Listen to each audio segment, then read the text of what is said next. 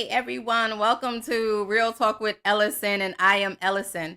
Listen, if you are on Facebook, please go ahead and hit the like button. If you are on YouTube, please go ahead and subscribe, and don't forget to hit the bell so that you know when Real Talk with Ellison goes live, because on this show, we talk about real issues that impact the community. So with that being said, we're about to get this show started.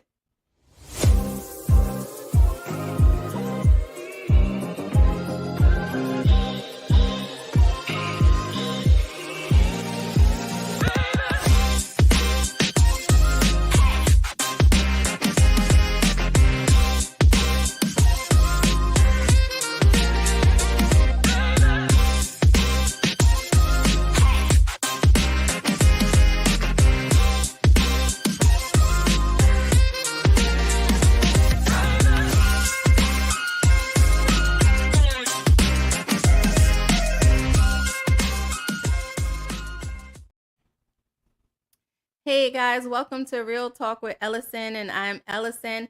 And listen, we have a good show on today, and I do have some statistics and all that good stuff, but I want to go ahead and bring my co-host on because this is going to be a powerful show, and I think we need to start talking from statistics to the end.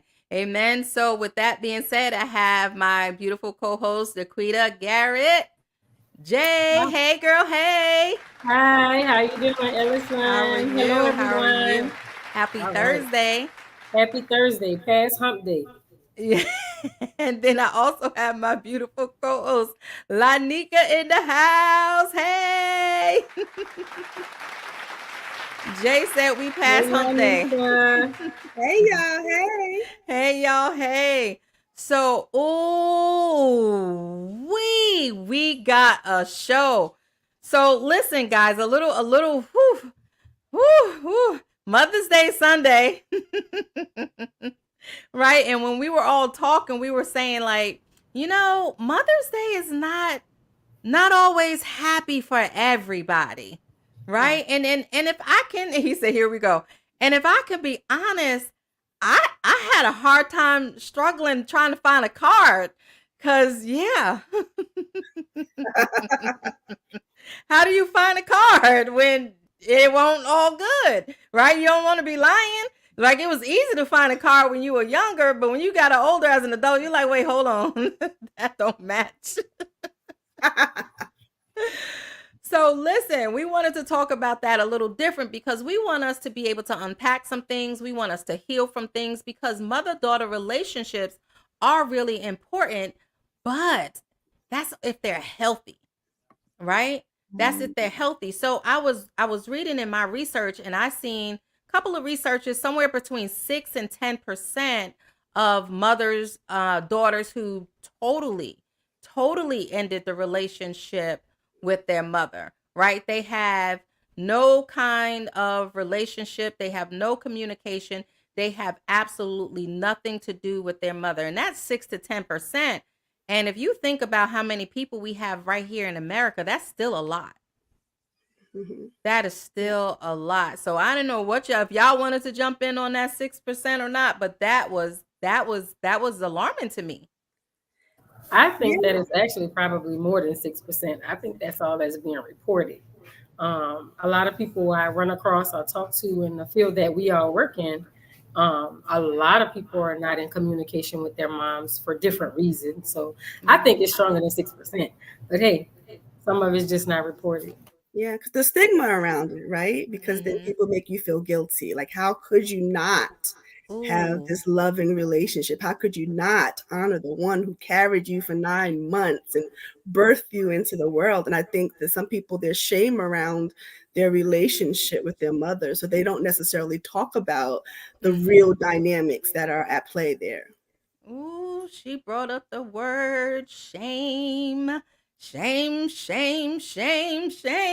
So shame, yes, because and before I realized that I wasn't necessarily harming my mom but helping me and others, I would never talk about my relationship. And I know God, he was like, no, it's time. It's time to start talking about your relationship. It's time to start talking about life, the things you've been through. So here I am. And of course, by no means am I shaming mom. Listen, this is our opinion, what we're talking about, right? This is what we've been through, some of our own stories. We're Yep. not telling nobody that this is factual or anything. This is just what happened to us, Yes. right? So I just wanted to throw that out there. And like you said, Jay, there are a lot of people that don't have relationships with their mother, and it's not talked about. Nikki, you said the shame Mhm. is real. How do you not have that relationship? Oh, I want to go shopping. My mother and I, we go away on these trips and we go shopping together and all of this wonderful stuff,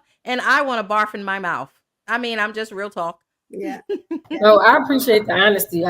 This Mhm. is the time to be honest. This is real talk. So let's be Mhm. honest. Yeah. Yeah. So if you're watching, and by no means we're asking you to just, throw your mom under the bus or even you under the bus, because it's not, it's a mother daughter relationship. But chime in, let us know, like, what are some things that hinders you in your relationship with your mother? I was so the topic is mommy or mommy dearest, Mhm. right? Mhm. So we have a good mother, and I thought about the Shirley Caesar song, for the 9 months I carried you, Mhm. right? And Yeah. that's because the little boy was going to charge her. Yeah.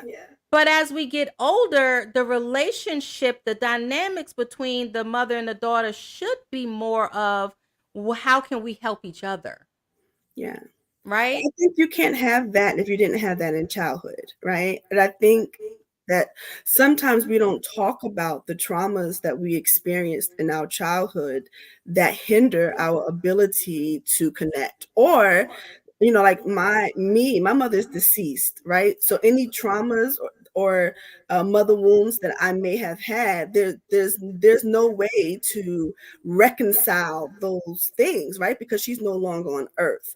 So I Mhm. think that for people who have challenging relationships with their moms as adults, that didn't start as adults. That didn't even start in their teenage years, right? Mhm. Because that bond is really developed in, you know, childhood, newborn, babies, right? There's lots of studies that talk about babies who have attachment issues and different Mhm. things because of the abandonment or the lack of care or the neglect that they received, even in infancy, even in vitro, right? So I Yes. think we like to judge sometimes with adults who have maybe challenging issues with their moms because we don't honor their journey. Right, right. I think that was good. That was good. So I want to start off by saying this. The mother-daughter relationship is, if you have one, is one of the most profound and dynamic bonds in human society, right? And that's because when you have that bond like that, you and it's healthy, you tend to feed off one another. You tend to teach your daughter how to grow through life, how to, use judgment in life, many different things, how to have good relationship, good communication. So all of that is when you have the healthy relationship, right? I Mhm. can't really speak to that. Jay, what you got? Well, I can speak to it as far as the healthy side, but I have experienced trauma as far as, watching my mom struggle.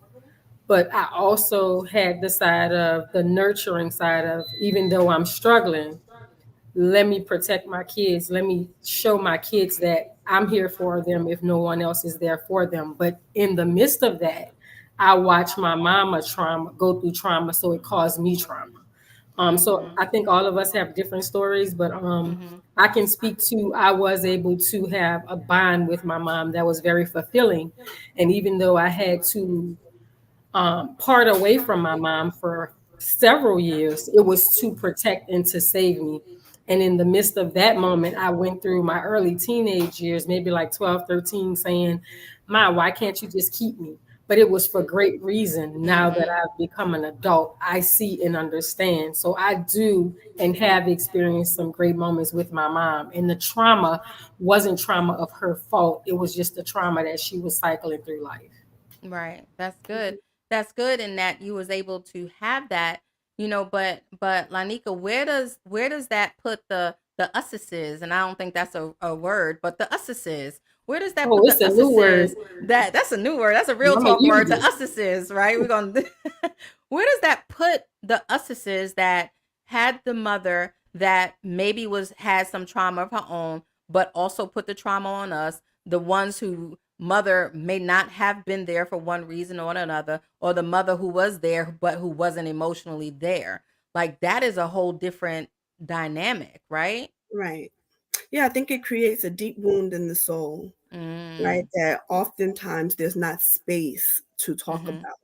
We hear lots of discussions, you know, for people who are believers around the father wound, right? Especially in Yes. our um, demographic, right? Because you see more single mothers, et cetera, right? So there's a lot of time and energy and effort that is spent talking about the father wound and how to heal the father wound Mhm. and how to Mhm. overcome that and how to see God as father and realign. But I think one of the things that's not discussed as openly or as frequently is the mother wound and the Mhm. deep, deep damage it does to the soul, and how as women we go through life probably making choices that if we had a good mother, right, we wouldn't have made, right? Because we didn't, you know, um, in Titus it says that the older women ought to show the younger women the Mhm. way, right? Mhm. And if you don't have someone there to begin to help you, to guide you, to help give you insight and wisdom and truth, right? You begin to make choices and go through life really struggling to find Mhm. identity. So a lot of times what we see from that, we see this hyper independence, right? We see this toughness. We see Mhm. the inability to be vulnerable, right? We see the inability to connect. And really all of it does not stem from the father wound. A That's lot of right. it for those who have estranged or uh, toxic Absent or or toxic. Mhm. absent mothers, it really stems from that wound. Yes, yes, yes. And listen, guys, if y'all are joining us, we have started reading the book. I hope you can see it. It says Mothers Who Can't Love. It's a healing guide for daughters for Susan Forward. So we will definitely be referencing this book often. We will definitely be referencing this book, and some things in this book is this book, honey. It comes out the gate kicking you in your teeth, right? So yes, a lot of times we don't talk about the mother wound, right? So the mother wound, um, we go ahead with this comment. It says, I believe when parents pretend everything is good when things are toxic, the child learns how to pretend when they grow up and project the same type of harm. Mhm. So I definitely can relate to that because the saying, what goes on in my house stays in my house. So what does that mean? That means that regardless to what's going on behind these doors and in between these walls, when you step out, you better act like everything is good. And so I learned how to pretend through life so much that I almost forgot what reality was, right? It wasn't until life kept life and that I was like, oh, so I can't keep pretending. I really got to deal with this stuff. But Mhm. who teaches us how to deal with the mother wound, right? And the other part of it is, and I want to read this. It says the negative relationship between a mother and a daughter. It seems is highly correlated with depression, anxiety, the damage of the toxicness. It leads to lifelong struggles. Some of us struggle through life and we don't always know why. And again, yes, the father wound gets a whole lot, but with the mother wound is self-image, how we communicate with others is a whole big deal that's not addressed, right? Mhm. Mhm. So if Right. it's not addressed, how do we even start the process of understanding that we are hurting from a mother wound? Mm, Right. who I jumping on that agree. one? I agree. I think I'm learning too as a mother, watching my grandmother's era say exactly what you said, stay in a child's place, but I'm just Mm-hmm. the granddaughter. But having my mom say express what you feel. So I know a little bit about the what you say or what's done at home stays at home. Don't speak my business in the streets. But I also have a mother who said, you know, no, we're not gonna put you in a position where you have to be mute. So Mhm. I had the best of both worlds, but I did understand some of the things my grandmother was talking about. But then I had the balance where it stepped in with my mom, which kind of helps give me the balance with my kids. Um, so I can relate to some of it on certain levels, Mhm. whereas some people can't. So I had a little bit of both, but I get it. Yeah, no, I understand. Right. And to go back to that question, I think one of the first things um, that she says on page 6 when she's introducing the book. She says, you know, if you've lived with an unloving mother, her legacy is there every day in the difficulties you face. And keep Mm. facing in your emotional relationships and as you try to develop confidence and self-respect. But she said, here's the thing that you have to do. And she said, you have to take an honest look at your mother's behavior and the impact it's had on you. So the Mm. first step is really taking an honest look and giving yourself permission to really delve into who your mother was, right? Because two Yeah. things can be true at one time. You can love your mother and still understand that you did not have the best relationship with her, right? You Yes. can love your mother and still hold space for the trauma that your relationship and the impact of your relationship had on you. And I think that when we stop trying, when we give ourselves permission to hold both things true at the Mhm. same time, then that's how we begin to unpack our mother wounds. Mm.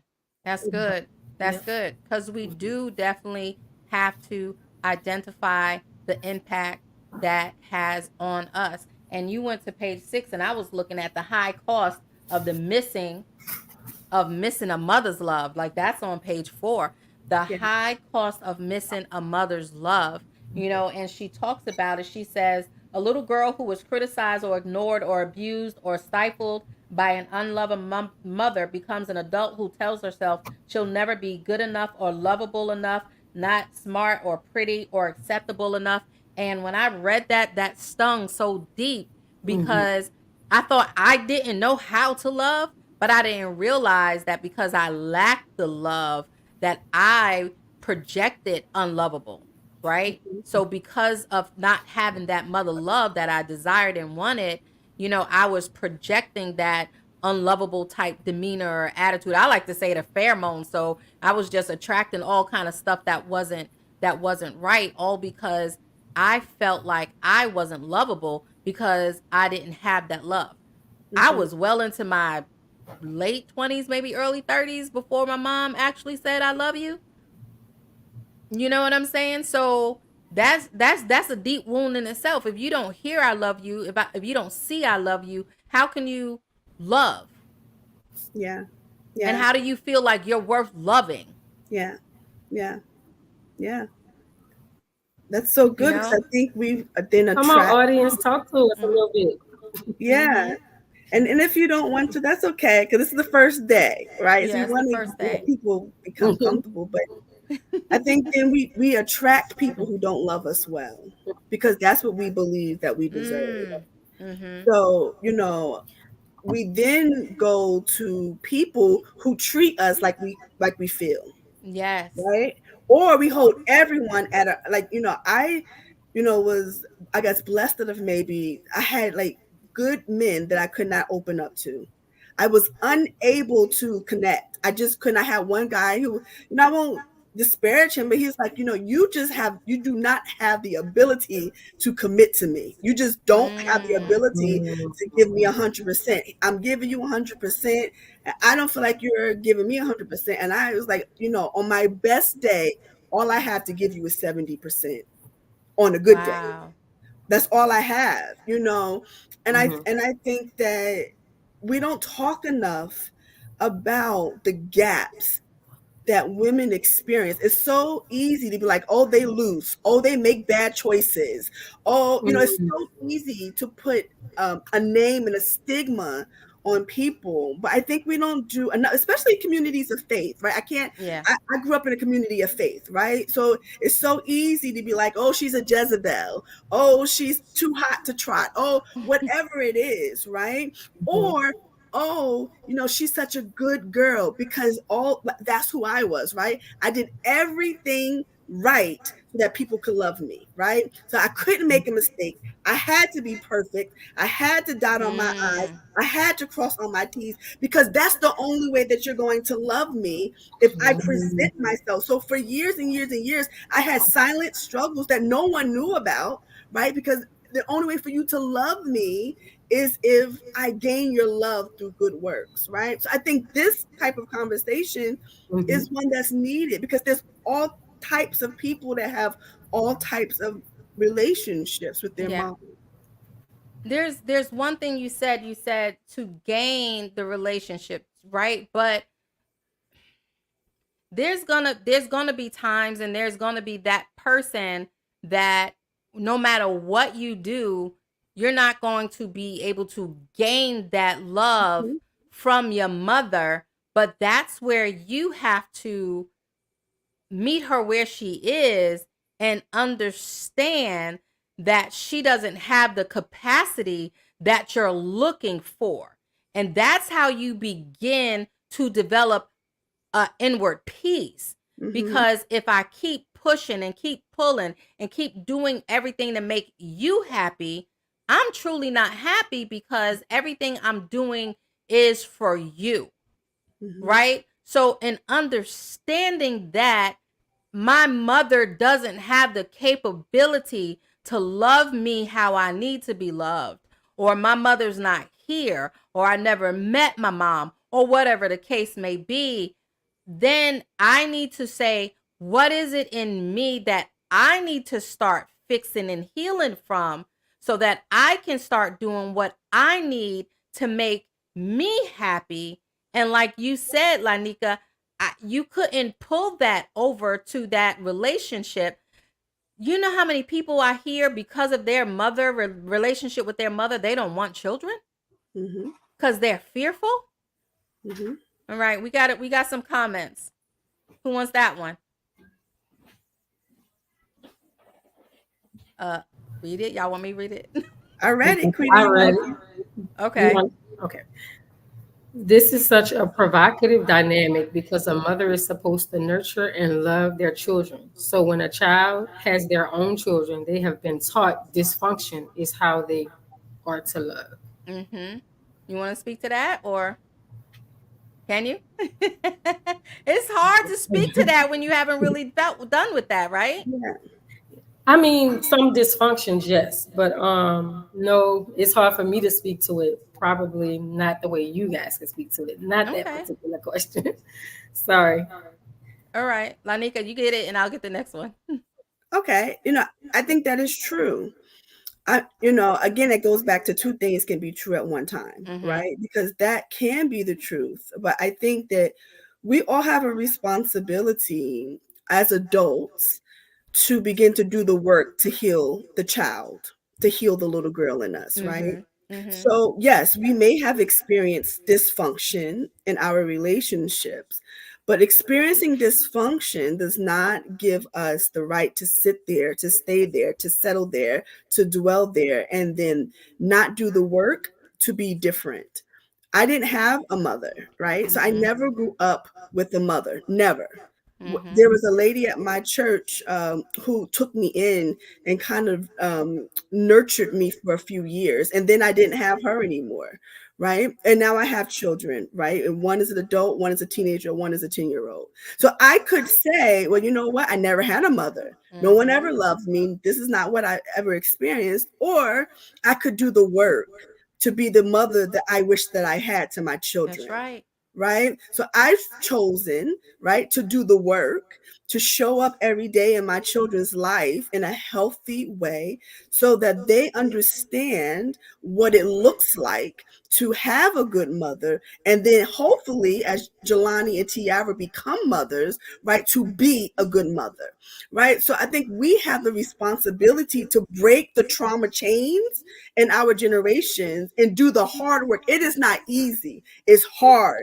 It's Yeah. painful, right? It takes a lot of courage to go back to that little girl who felt small, who felt unseen, who felt unlovable, right? Who felt neglected, who felt like there was no one in the world on their side. It takes a lot of work to dig up, Yes. because most of the time as adults, we've done a lot of work, right? To present against that girl, right? I'm Yes. strong. I'm tough. I'm Yes. educated, right? I Yes. show up in every place and I show up and I take up space unapologetically, right? Yes. It takes more work to go back to that little girl who didn't feel seen, Yeah. who was not large, who did not show up unapologetically. And I think that we have to, because although a mother is supposed to do that, just because we did not have that experience does not mean that we cannot be that mother.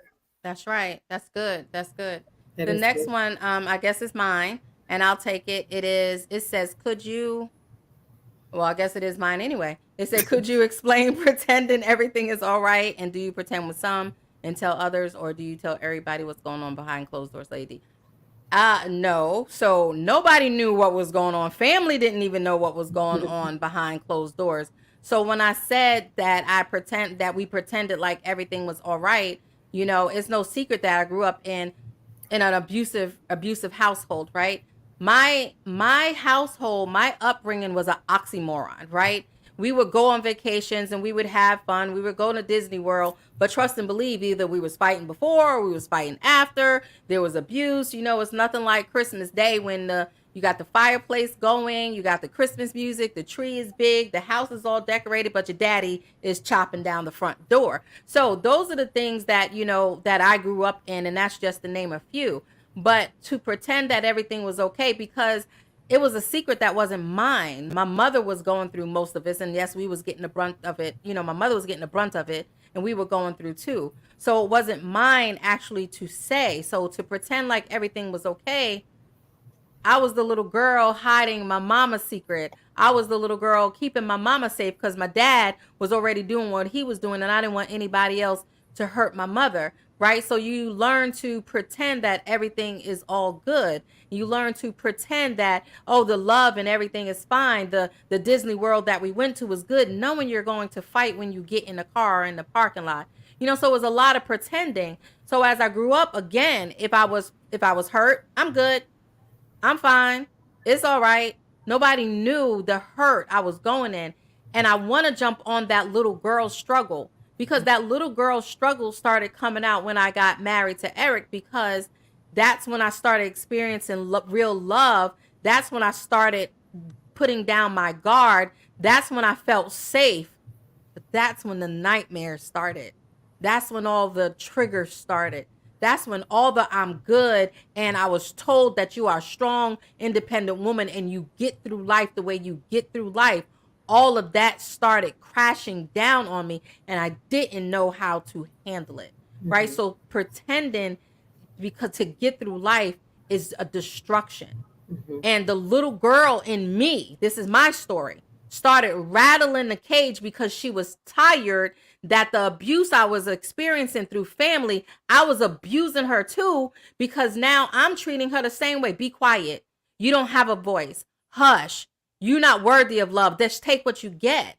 I was doing the same thing, and she kept rattling the cage until it couldn't rattle no more. And I had to get some healing in order to learn how to love and be there for my children. Mm-hmm. Right? So that's a whole nother story too. But yeah, the mother wound is so deep.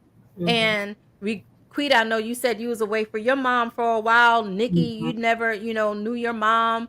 You never knew your mom. So you don't know the attributes. Like, how can I say, well, I got this from my mother? Because again, that little girl says, I will never be like my mother. I will never let a man hit me like my mother. I will never do this like my mother. But what happens when you don't know your mother? It's true. I do want to piggyback on what you said, and it's crazy how, as a kid, you experience so many different traumas. Because in my family, mine was with my mom. She was more so trying to protect us from the streets and the environment that we lived in, coming up in New Orleans, Louisiana, protecting us from any type of harm or danger, or try to save us from trauma. Not realizing, we sitting in trauma, watching her go through things, and then we're suffering as well because she's struggling to make it. But you mentioned, you know, you guys was going to Disney World, taking family vacations, going on trips. And your story is opposite from my story, because my story was my mom couldn't afford to take me on trips. We sat at home with no AC, trying to distinguish, my mom trying to distinguish, should we have lights or should we have water this month? I have to pay my rent, but we choosing between lights and water. And I'm watching children around me grow up, and it's like they going on trips, like you was going on trips. And as I got older and I started to understand, because at first when my mom said I have to release you for a while to my mom, I didn't understand. I was like, well, why can't I be where you are? But later on in life, I found out that my mama was homeless.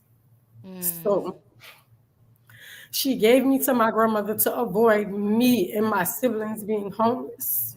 That was the biggest decision that she could make that changed her life and our life. I'm grateful for it though, because living with my grandmother was a beautiful thing as well. Yeah. But I hear you say trips, but when you made it home, it was chaotic. It was a tornado. And Girl, we see, didn't even make it home. It would be in the parking lot. And see, for us, it was like, hey, we don't have no lights this month, but we gonna enjoy each other in the daytime. We gonna play, we gonna have a good time. And when we get home at night, we gonna get a bath and we just gonna lay down and we gonna talk to each other. And that was the beauty in Yeah. being able to have a communication with my siblings and my mom. So for us to understand her story and struggles, to not have reasons to be mad at her, it was an understanding. Hey, I don't have it right now. This is our struggle. And I used to watch Right. my friends and be excited that they had on a fresh pair of kicks. But like you said, when you get You home, don't know what's happening. so even watching my cousins, like my grandmother and her daughters, what my mom protected me from, some of my cousins wasn't protected from that. Right. The trauma of being touched by people. And I was protected Oh, from we that. not even gonna go So there. as we get older, I'll say this. As we got older and they begin to tell their story, I would say, thank you, Lord, for my hard times that I had, because they had Right. pretty barrettes and sneakers in their head, like you explained. So it's crazy that the dynamics start to flow different. Yeah. Lanika's one without a mama at all. So you didn't get to experience the good or the bad. I experienced the good and the struggles, but Ellison, you experienced vacations and trips, but you experienced the abuse at home. Yeah. It's three I, totally different dynamics. yeah, I wanna go to this other comment by Zariana. She said, sometimes you have to create your own family to get the love that you want and need in order to be happy and grow from a lot of trauma. And Lanika, that goes with what you were saying about, the family dynamic that you had, right? And a lot of people talk about, the blood family, but I have learned even at a young age that my family, majority of my family are really close friends. That is not the blood that goes through our veins. I could, Mhm. you know, we talk or we don't talk. Oh well, but the family dynamics like that Zariana was talking about, that's the family. Like those are the ones that I found that were there for me more than my family. So I think that was a good comment. I wanted to bring up something. It says in the book, it says you can't call it love, and it says, does your mother regularly demean or criticize you, make you a scapegoat, turn on a charm for other people but turn cold when she's around just by you, try to upstage you, try to live out her life through you, call, email, text, and schedule herself into your life, use money or promises to manipulate you, threaten to make your life difficult if you don't do what she wants, ignore or discount your feelings that you want? Like, how do we call that love? Because I think if you don't know anything else, right? If that's all you know, if you don't have anything to bump it up against, that's why you call it love. And I Mm-hmm. think, or if you grew up and you knew that wasn't right. But I found a lot of people that I've talked to, what they do is they go to the opposite extreme with their children, which is, and Mhm. that's another issue, right?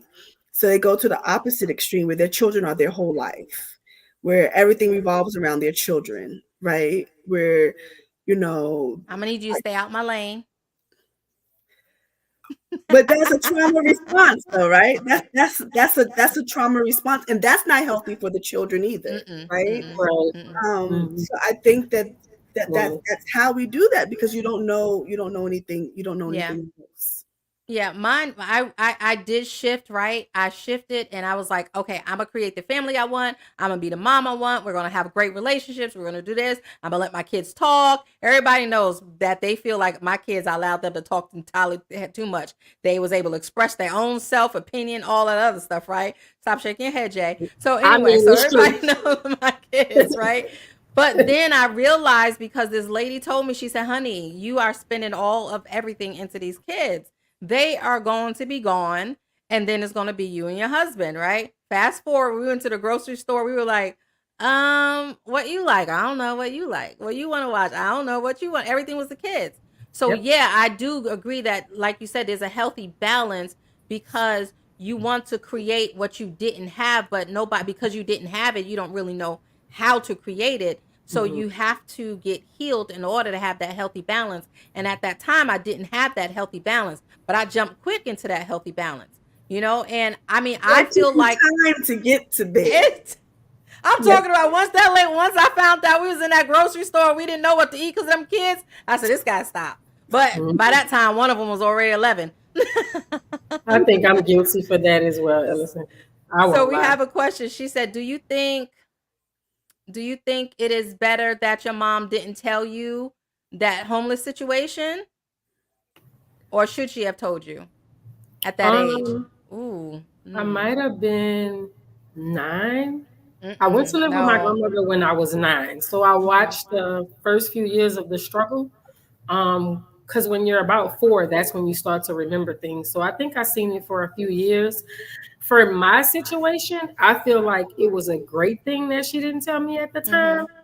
because my grandmother, who I already had a relationship, kind of gave me the balance that I needed while my mom Right. was absent. And I did go months at a time without talking to my mom, because Yeah. back then there wasn't a such thing as a cell phone. I think if the world was as it is now, then maybe I might feel different. But I'm glad that I did not know my mom was I'm homeless, glad too. because That's not I age don't think I appropriate would to have me. been able to find a balance to be able to continue my education. I think at that point I would have became rebellious in my grandmother's household. She just told me that right now she's not stable and she has to get us in a better place. So I thought Yeah. she had a place to live.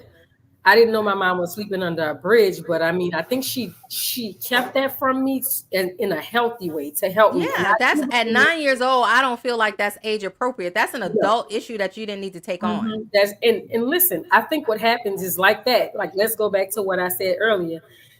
Your parents don't realize, even when they're being genuine and trying to be honest, the trauma that they stick on you. Like, I'm traumatized by some things that took place in my life, even without knowing my mom was homeless, just barely being able to feed us in itself. But I did find out my mom was homeless when I was about 12. So I think she started getting her life back together. So she was homeless for a very long time. So at Okay. that age, at 12, the only reason why I knew my mom was homeless was because she had some dishes in a box and they were brand new. And she was asking my aunt, who I lived with for a short period of time, could we hold the dishes? And I was like, well, Ma, why don't you just put them in your Oh new home? wow. Yeah. And my mom was like, well, no, I think you at an age where I could kind of tell you. And so I stayed home for food that Mm. day. We went to lunch and she started explaining things to me, and I better understood why Right. me and my little brother was here and why my big brother was here. So it Yeah. started That all makes making sense. sense. And so then she started explaining to me the hard knocks of life in the part where my grandmother was protecting me. So it was like a balance that I was able to Yeah. get the best of both worlds. But to answer your question, I'm happy she did not tell me Right. that She was She homeless when was I was at 9 years old. 9. No, I just think I think that was age appropriate, and that's another thing. Like mothers, we need to tell our kids age appropriate stuff. We don't need to just be, oh, well, I'm just gonna tell them how it is. You cause them more trauma. So it was a comment that said, my from my experience, my mom just thinks the extreme is how she shows love, and I don't the extreme I don't want to assume. So it says, I feel my mother's battle with unforgiveness, and she is dealing with things that she hasn't healed from, and it carries over into her relationship with her children, and she refuses to get help. That's powerful in itself, because trust and believe, like Jay, your mom, you know, she had her own trauma, Right. that she was dealing with. Mm-hmm. My mom was dealing with trauma. I didn't know my mom had trauma as a child until she got older and started explaining to me. But it all made sense now while she was in a relationship, when she explained it. But these are all the things that, what our community, especially, some ethnicities, we hold on to these deep buried secrets Mm-hmm. that just traumatizes the whole family, and we don't know, and this is why generations of trauma continues, right? Because Mm-hmm. we don't know. At 9, no. At 15, probably not. But at 20, come on now, we need to be talking about something, especially if you see me. I think my mother really started being honest with her trauma is when she seen me go into a relationship that she felt was mimicking hers. So Got it. she automatically prejudged, and because of her prejudgment, it almost cost me and my husband now not to even be married. But she was feeling like I was making the same mistake, although she never told me. Mm-hmm. So it's that part. So that all goes with the healing that we have to come, because sometimes I got to heal from my stuff, and I Mm-hmm. got to heal from what you dumped on me. Mm-hmm. Yep. You dumped that on me, Yep. right? And you know So, what? I feel like today my mom still hasn't. I think the field that we're in has helped me to identify my mom's trauma and identify what was my trauma, because I mhm, felt like when I was younger, or as I came up before I entered the counseling world, I used to say, "Oh, I never had trauma. I don't know what that is," you know. But mhm, as I got older, I was like, "Oh my God, I have trauma. We all have trauma," and I feel like my mom gives me pieces of it. And I yeah, put it together from being with her and just spending time with her and talking to her now. And I'm like, "My, you have trauma. Yeah, You know." yeah. So yeah, she hasn't dumped it on me still to this day. I figured it out. yeah, and I think that other people, the book, in chapter 15, she says it's, I think so You said eloquently. She chapter said, 15. I mean, I'm sorry, page 15. Oh, She I'm like, said, dang. um, people with reasonably healthy mothers have a tough time understanding that all mothers are not like theirs. Mhm. And it's quite common for even a well meaning friend or relative to discount an unloved daughter's pain or blame her when she looks for sympathy. Mhm. And I think that it's so important for us to maybe try to unpack that, because uh, Jay, you have now some therapeutic experience, Mhm. right? But for people who don't have that therapeutic experience, they may not be able to identify their mother's trauma. They may need a space to talk about it. Mhm. But Mhm. a lot of times it's she said it's lonely and isolating, because people feel like you should not say anything bad about your mother at any time. Yes. That is right. That is so that is so powerful, but that's But all part of the healing process. mhm. And it's, again, and I always throw this disclaimer out there. It's not, by no means am I talking bad about my mom. It's just what I've been through. I'm Mhm. I'm I'm giving you guys an insight through my lens, right? Right. This is my story, not my mother's story. That's it. So, Mhm. when I hear people say, "Oh, well, y'all were so lucky," like Jay, you said you went on trips and stuff like that, and I'm No, and you. when I was younger, I would be like, I wish. you don't even know that we just got bust up in the car before we even pulled out. We got Mickey Mouse hats on that was all cute and pretty, and before we got out of the parking lot, was twisted and halfway wrapped around our neck. Like, you don't understand that. So how is the most beautiful place on earth beautiful when that transpired? But you don't say all of that. And Nikki, I'm glad you brought that up, because where is my safe place to unpack that? You know what? My mom gets on my nerves. We don't have that good relationship. Stop expecting me to have that relationship because you had that relationship. Right? Because, like the book says, the mom puts on this front, and then all of a sudden it's different when we're together. And you got the people saying, "Oh, I wish I had your life," or "I wish I had your mom." Stop looking at the outside. Don't ever compare. Just be grateful of your story, whatever that is, and find that community. Like platforms like this, like we're sharing it. Like, it's okay to say, this is my story and I need to heal from it, because I don't want to continue this curse through generations. I don't want to continue this brokenness, because if I'm not healed, I'm going to bleed on to the next person. I'm going to bleed onto that, right? So there's a comment. It says, is it possible that we as mothers do harm or make mistakes that we are not aware of and learn once our children tell us as adults?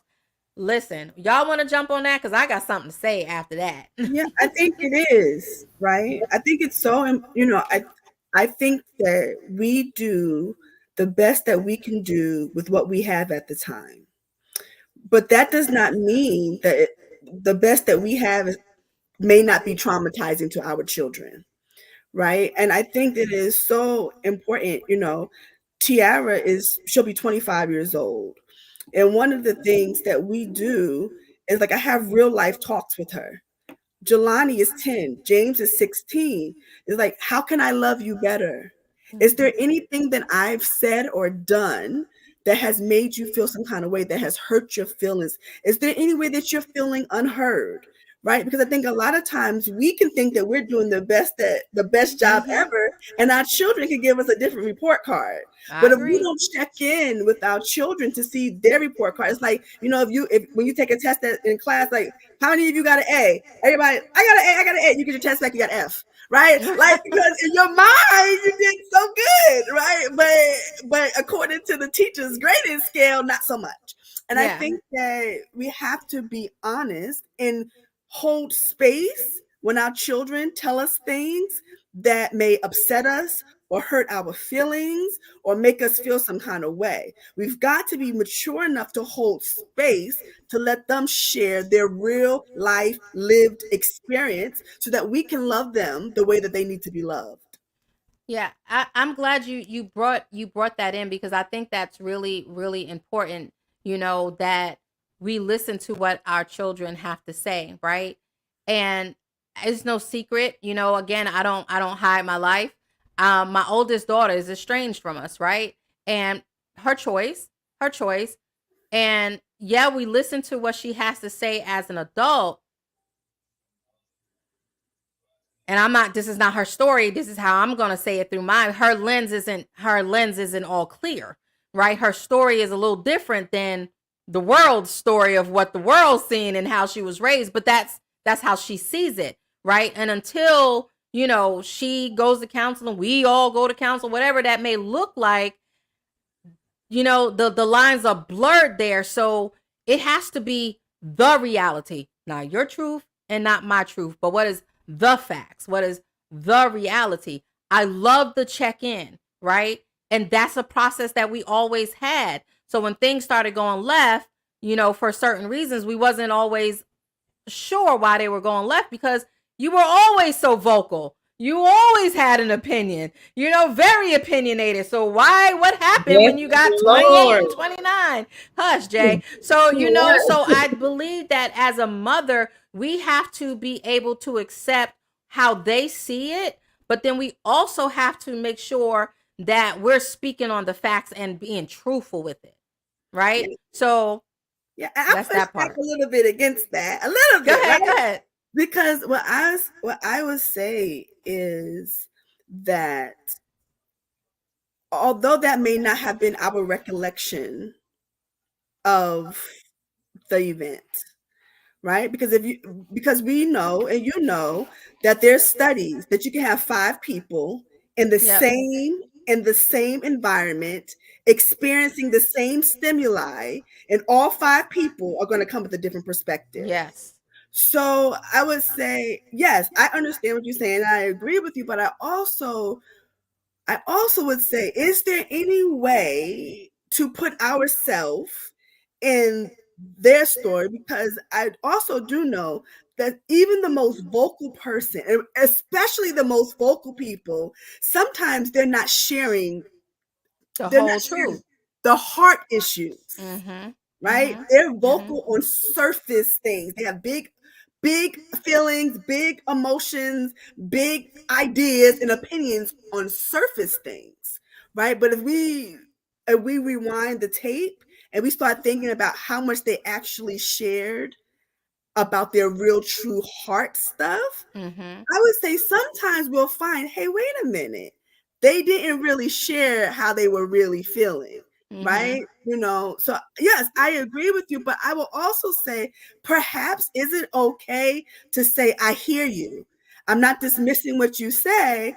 That's not how I lived it, but I honor how you lived it. Now, if Yes. it's just something they say the house burnt down and you're like, yo, I'm still living in the house. Clearly, the house is not burnt down. You're lying, but if it is an Okay. experience Right. that's different, then Yes. maybe there's some space to hold Yeah. their experience. That What is do you think? powerful because mother daughter's relationship we don't have to agree on every single thing Right. at all. That's why communication is so important because we're not going to agree on everything. And yes, we definitely have to understand it from your perspective because you have one. But again, if you saying the house is burning down and I'm still living in it, I'm gonna challenge you on that one. So Yeah. yes, in order to have a healthy mother and daughter relationship and any relationship, there's going to be times you're not going to always agree, but can we respect your opinion? Can we respect your perspective? And can we understand what you're saying? And can we agree to disagree and Mhm. still love one another? That's Right. the whole core of having a healthy relationship with your mother and between your mother and your daughter, right? So we Mm-hmm. have a few comments. It says we have to be willing to accept what they say and not completely dismiss it. Exactly, because you're still not making me feel heard. I'm Mhm. still not feeling heard. And then Lakita says the problem is that a lot of mothers are not accepting of their wrong behaviors. They think because they're the mother, they are right. Ooh, That's a anybody want to strong one, jump boy. on that one? Who's Woo! jumping on that one? Well, I mean, I think that's true. We've talked about it here that I'm in a blended family. Um, so, one of the things that I'm teaching my girls are boundaries, right? And all mothers are not good mothers. And you have Mhm. the right, and no one is always right. No Mhm. one. The only Mhm. person that's always right is God. That's And I right. think that at the end of the day, we have to learn, even in mother-daughter relationships or any relationships, to have good boundaries. I harp on boundaries, boundaries, boundaries. Yes. But if the conversation is going nowhere and it's hurting me, it's okay to say, right now, I hear what you're saying. I do not agree with that. And this conversation is causing me distress. So Yes. perhaps we can circle back to this conversation another time. And if not, perhaps we're not going to discuss this part of my life you do not have access to at this time. Now, Yes. if there is some growth and some development, then perhaps you can have access to this part of my life. But as it stands right now, this part of my life you cannot have access to. Come on And now. that's Tell it, Lanika. okay to say that. You're still Mm-hmm. respectful, you're still honoring, but it's okay to have healthy boundaries with our mothers. And it's okay to, like, for people who have deceased mothers, to not feel bad because you have all these feelings about your mother, and she's now dead. You feel like you have to Right. honor the dead. No, it's okay No. to write letters and be like, dear mom, like Dear this mom, yes. like, dear mom, this is how I'm experiencing, dear That's mom. right. And it's okay to write it from the perspective of whatever the age is that the trauma happened. Like, it's okay to write the letter from your 8-year-old self, your 9-year-old self, your 14-year-old self, your Girl, your 25-year-old 30-year-old self. your 30-year-old self, right? Because I think we have to understand that sometimes these things are necessary, and that's also part of healing, right? To recognize we need boundaries, or to recognize that at this point my mother does not have capacity. That's right. For this, she Right. just And doesn't. I can agree with that 100%. Not as far as me, but as far as my gifted daughter and my bonus daughter is what I call them all day. So I agree with you 100%. For me, with my trauma has led me to want to nurture my gifted and bonus daughter to where, hey, even though you may have missed out on this, let's take this journey together so you can see what this experience is about. And I often talk to both of them about respecting their mothers that aren't in their lives as well. Not to a degree of they're free to speak on what they choose to, but do not degrade her as your mother, because you don't know exactly what your mother trauma was for you to be placed in the position and the things that you were placed in, that she was placed in. So for me, I find my trauma has made me to be nurturing, and sometimes overly nurturing. You're the Yes. enmeshed mom. Yes. The Yes. enmeshed mom. Yes. Ellison, mute your mic. So for me, it's like, come take this journey with me, is how I've done my two girls. Let me show you, although you experienced trauma, and I'm not perfect, but let me give you some sense of how you can direct your life in a better path, to not go down the path Right. that your mom may have went down. And even though both say, oh, my mama did me this and my mama did me that, I still explain to them at the end of the day, it's a respect thing. What you're laughing at, Quita, or what? What he saying? Are you a hover mother? It sounds like Yes. I'm not a hover mother. Yes, she right. is. Because I don't tell my daughter, where you Not going? with them girls, but we ain't talking about mother and sons. We're not talking about mother and sons. We're talking about daughters right now. That's what we've been talking about. We're going to stick to this part. Eric, stay over there. However, I do give my daughters the space to speak freely and to help me understand how they are feeling inside with what they went through. But at the same time, I say, come take this walk with me as Right. your mom. So, on Mother. page 21. and I'm just letting y'all know this in advance. I got two things I want us to discuss. So we gonna go on and we gonna discuss it, okay? Because if y'all gotta go, y'all gotta go. But somebody needs to hear this. Amen. So, amen. So the first thing I want to talk about is the different type of mothers. It's the severely narcissistic mother, right? Powerfully insecure and self-absorbed. That mom. Then you have the enmeshed mothers. Smother her daughters with demands for time and attention, erasing all boundaries, right? Then you have the control freak mom, trying to control every parts of her daughter's life. And then you have the mothers who need mothering. The mothers who need mothering, they are overwhelmed their own selves, right? And they are often depressed and stuff like that as well. That's like the counselor who needs counseling. Right, the counselor who needs counseling. And then the mother who neglects, betrays, and batters. These mothers occupy the darkest end of the spectrum. Right. So I thought that was interesting to bring up those the different type of mothers, because I think, for the most part, somebody can always find their mother in one of them. Even the mother, that we feel was that loving mother, there's still something in there that she could have healed from, right? So I wanted to bring that up. The other thing that I wanted to bring up, and Jay, you wasn't going here, but it sparked something in me. I remember I would share with Two wonderful young ladies that I love dearly. Mm-hmm. They had toxic relationships with their parents. Mm.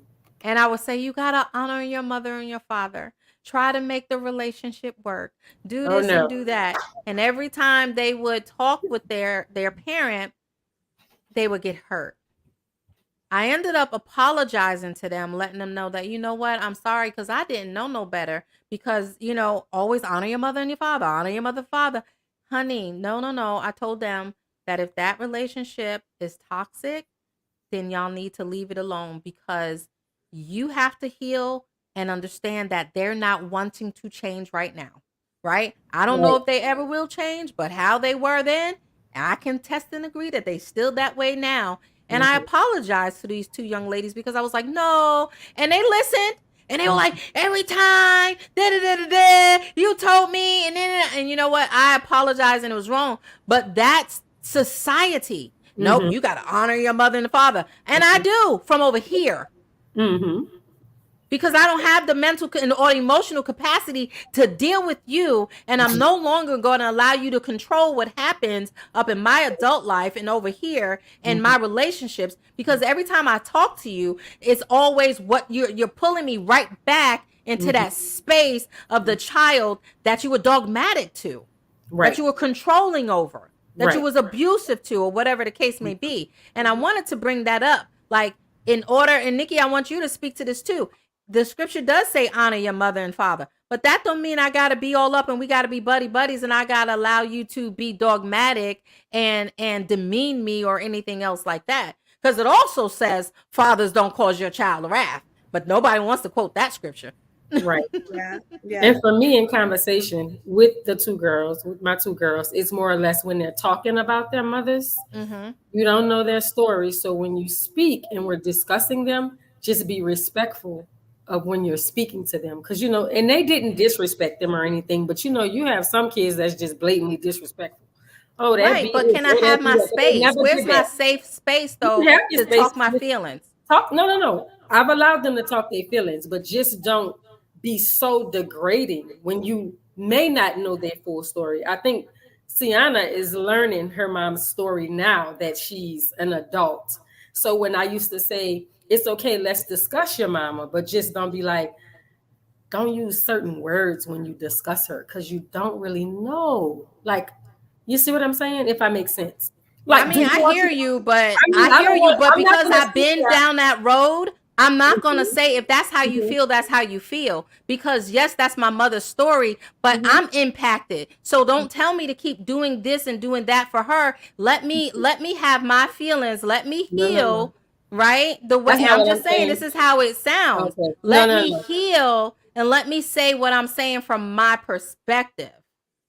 Say what you're saying from your perspective, but long as you're not with the, oh, what that heifer, stuff like that is what I mean. Because at the end of the day, I am your mother right here. So I want it to be respectful. But as far as her expressing her feelings of what she feels and how her mind made her feel, have the floor. So yeah, I'm not saying I never told Cece, go talk to your mama. I never told Zariana, go talk to your mama, make it work. No, not like that. But only when they're talking in my presence, just remain respectful to certain words you use. Don't call your mama a heifer. Oh, that be. They did not, but I'm just saying I always gave them their mothers that much respect as far as my ears. Now is whatever they felt, and I let them 100% express it. I never shunted them from expressing it. Okay. So I don't want to make it like it's a. I Right. just want you to understand So what I'm saying. Mhm. so the comment says, honor thy mother and thy father means keep your hands clean in the sight of God. Honor them by doing good. I don't, and this is just me. I honor my mother. I love my mother, but I'm not going to allow the dysfunction of my mother to interrupt my peace in my relationship, right? And if honoring you means that I check on you and I make sure you good, then I'm gonna check on you and make sure you're good. I don't have to have you over for Sunday dinner. I don't have to do all of that. That's just me. Somebody might not agree with me, but then you go ahead and sit up in the presence of your mother and then feel bad when you leave out. Lanika, what you got? Well,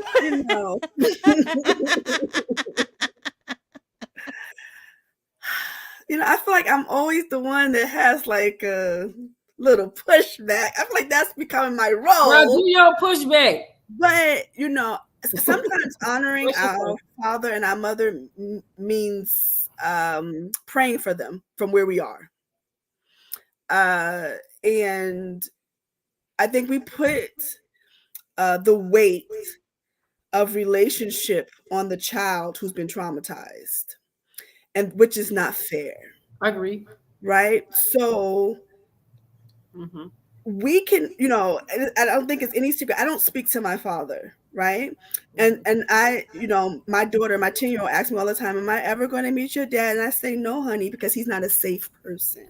Because we've talked about safe people, right? So I think that we do people disjustice, especially in the household of faith, when we tell people what honoring looks like, right? Because sometimes honoring looks like, I'm not going to be in a relationship with you, but I am going to pray for you, right? Sometimes honoring looks like, this is my clear boundary, and I'm not going to allow you to push against it.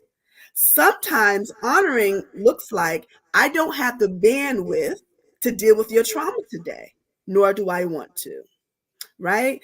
And because what we do when we tell people to honor and place this weight on them to honor people who are toxic, who are abusive, right, who are demeaning, who are controlling, what we do is tell them that that's what God expects of them, and that's how God is going to treat them, and that's how God is going to show up, right? So then we create people, right, who think they have to work to earn God's love, who think that if they do anything wrong, God is going to reject them. God does not love them, right? So when we don't teach people what love looks like, it is very challenging for them to understand what God's love looks like and for them to embrace it. So for me, honor thy mother and father, it means keep your hands clean in the sight of God. Well, I didn't choose to be born to these parents. So I was born with clean hands. And I was born with clean hands. I didn't choose this man and this woman, because if I had a choice, that they're not who I would have chosen for myself, right? So I think that we have to be so careful in pushing the narrative, right? Without having some balance to that. Yes. Okay. Do I tell my kids, oh, go spit in your mother's face, she's a bad mother? No. Right. That's right. Do I tell my kids that this behavior is not appropriate behavior? Or do you think that when you grow up, that's how you will want to respond to your children? Why do you think that's not the best behavior? Why do you think that is a good behavior? Yes, because I want them to understand what appropriate love looks like. And I want them to not feel like they just have to absorb abuse because they're honoring their mother. No. Right. That's it. I agree 100%. And I even tell my two girls, they don't have a relationship with their biological mothers. And when they discuss them, I always tell them, look, I say, have you talked to your mom? No, I haven't talked to her in months. I don't desire to talk to them. And I respect their boundary. I don't come back and say, oh, well, why not? Because at the end of the day, that's your mother. I say, you feel how you feel, and maybe that's your peace, that mentally gets you through the day. So I've talked to both of them, and they'll both say, I haven't talked to my mom in a year. I haven't talked to my mom in 6 months. And I don't harp or throw it on them and ask them why. I respect how they feel. And if they feel different later, then we can talk about it. But for right now, if you don't want to, that's fine. I'm your mother and I'm here. That's right. And that's all we can do. Mothers aren't always the ones that give you birth, right? So listen, I'm grateful that you guys tuned in to watch us. And you know what? This is a tough subject, especially with Mother's Day on the horizon.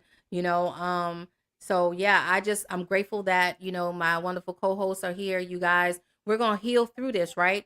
We have some upcoming shows. We're going to discuss this all month long. So if you haven't got the book, Mothers Who Can't Love by Susan Forward, please go ahead and get the book so you can chime in. So listen, we all know that there are toxic, right, relationships that can't. Some relationships are not going to be repaired no matter what you do. And just because I can't repair the relationship, just because we don't have a relationship, does not mean that I am not honoring my mother. It doesn't mean that. It just means that we don't have the relationship. The commandment is not make sure you have a relationship with your mom. That's not the commandment, right? Honor her. You know how I'm gonna honor her? I'm gonna go ahead and I'm gonna live right, and I'm gonna live right, and I'm gonna heal so that I don't have to continue this toxicity through the rest of these relationships. That's how I'm gonna honor you, right?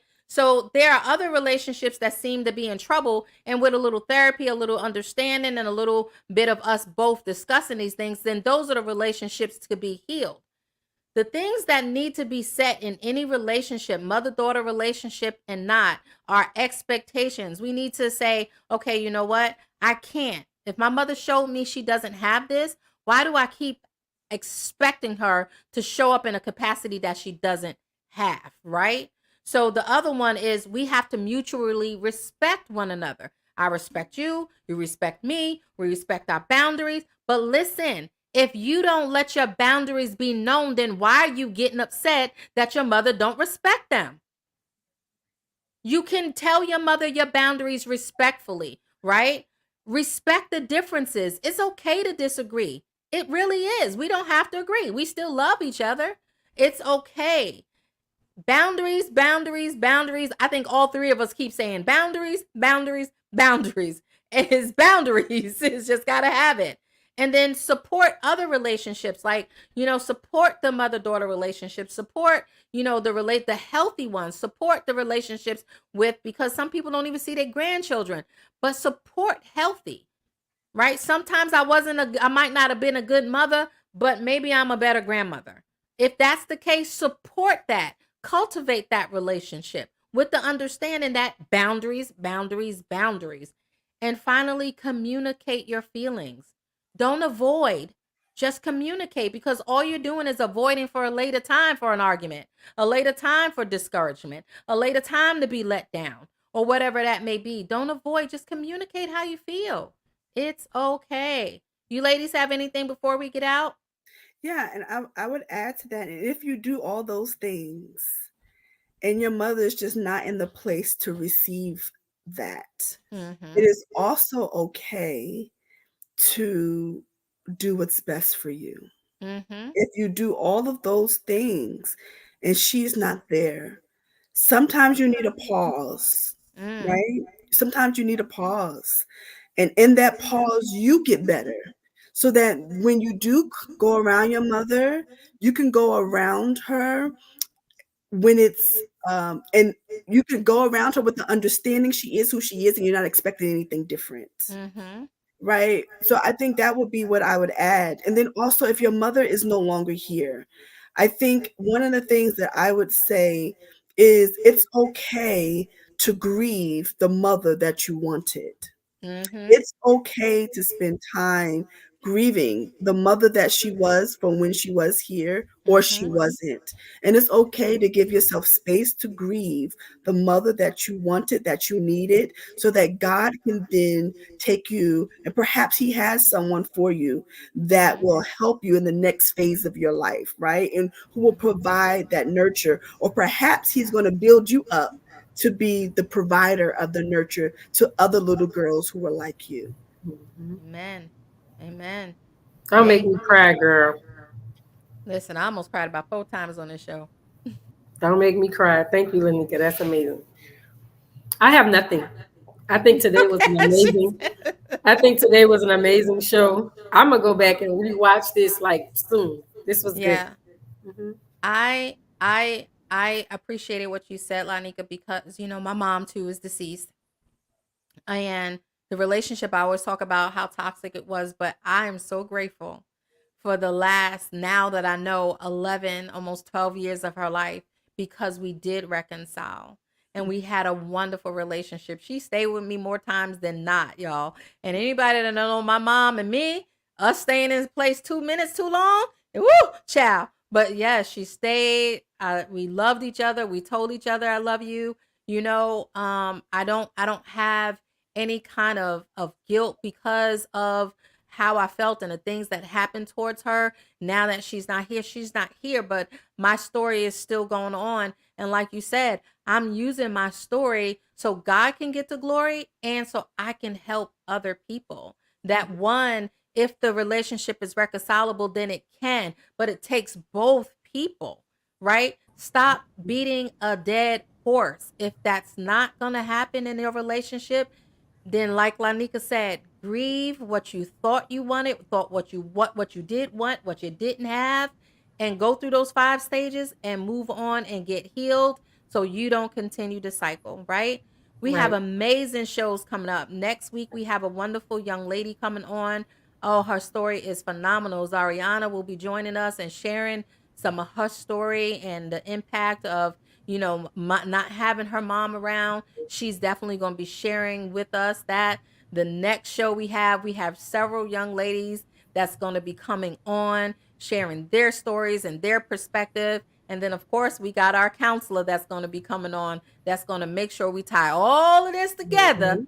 Because on Real Talk, we heal, we We feel, do. we deal, and we We heal. heal. Amen. So, listen, thank you guys. We know we went over, but this is so much needed, right? Yes. So, share this out, tell a friend, jump on, comment next time. We appreciate all of you guys. Thank you to my wonderful co hosts. I appreciate each and every one of you guys. There goes Ariana. Girl, can't wait to see you next week.